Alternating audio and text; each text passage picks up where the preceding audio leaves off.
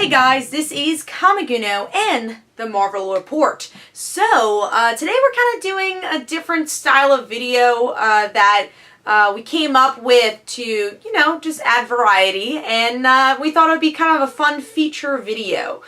So if you guys like it, let us know, and we'll try doing this monthly, and some of our video / comic writers on the site will be doing monthly videos for top 5 Marvel titles. So we're also going to add in worst pick of the week, a book we didn't really enjoy, and then going into our top 5 Marvel books.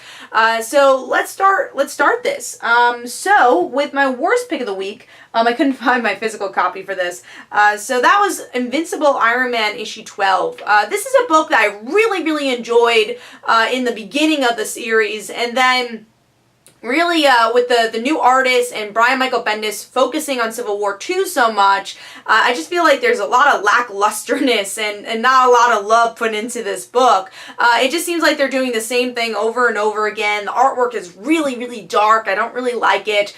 So I think the best way to say this book has been stalling a lot, and I just haven't found my enjoyment in it. And hopefully when it reboots with all new, yeah, I'm sorry, now it's called Marvel Now, going into the next reboot. Now when it reboots into Marvel Now again, hopefully this Iron Man title will be better, but I kind of hate saying that. I hate that I'm saying that I have to wait for another title for this book to be better. I want this book to be good now.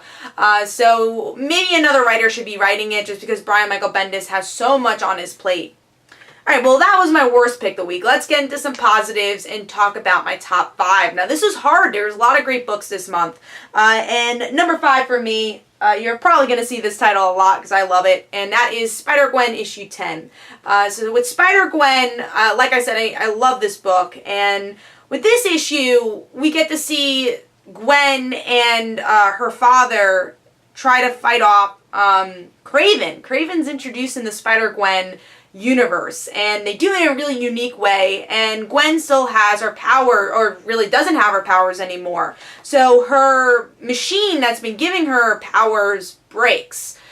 So that's the cliffhanger of the issue, and I really enjoyed this. I like that is more of a Captain Stacy Gwen issue. We haven't had that in a little while, but it's also still dealing with Gwen not having her abilities, and growing the Spider-Gwen universe with characters like Kraven, adding more layers to the Punisher, and also even having an appearance from Aunt May. So this was really fun. I gave it 4.5 stars, and that is number 5.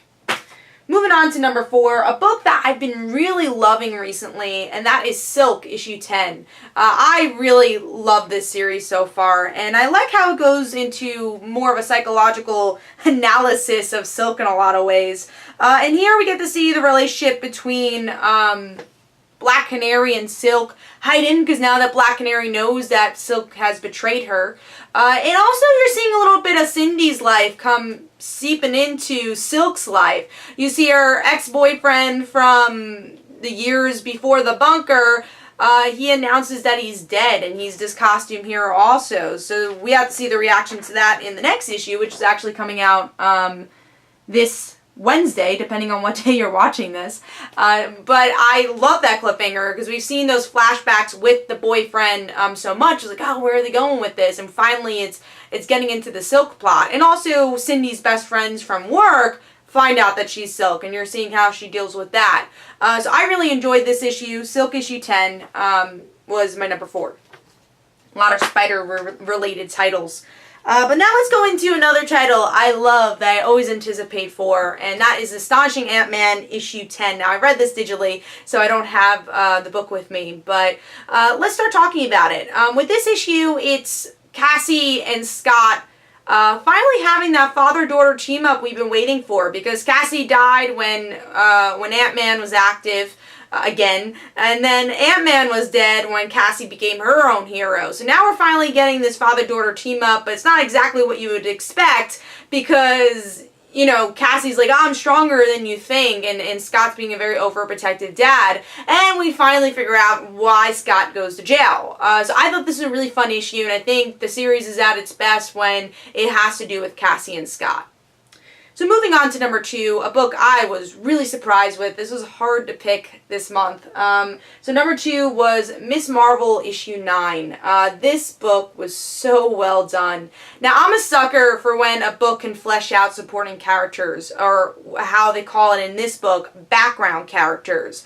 I'm a sucker for that. And here, you know, we have characters that could be easily two-dimensional, not even secondary characters, like Nakia, Zoe, and Josh, and they end up becoming fleshed out where Josh is the center of this whole story, that he's wrapped into Civil War II, where Ulysses sees a vision of Josh exploding the school by accident. Now he does this to get Zoe's attention. Going into Zoe's story, Zoe has a heart-to-heart with Josh, and Josh like, I don't understand why you don't like me. And then Zoe reveals to her ex-boyfriend that she doesn't like guys. So we have some really great diversity in this book, and I thought it was so organic, and it makes me really excited to see where Zoe's story goes. And now this connects to Nakia, where she likes Nakia, and you have to see where that relationship goes. And Nakia gives some nods that she might know that Kamala is Miss Marvel. So there's a lot of great moments here, but again, the panel I love the most is when Nakia says, oh, Miss Marvel, don't worry about us. We're just background characters. It's like a wink wink saying, hey, we're more than background characters. And I think you can make a very strong book, especially a very strong teenage book, when you have supporting characters like this. That could be the generic, you know, mean girl or the generic jock. And then give them character, flesh them out. And this book did such a good job at that, and also relating it to the Civil War II theme. So Miss Marvel issue 9 for me gets 5 stars. I love this book, and I can't wait to see where the series goes, even post Civil War II.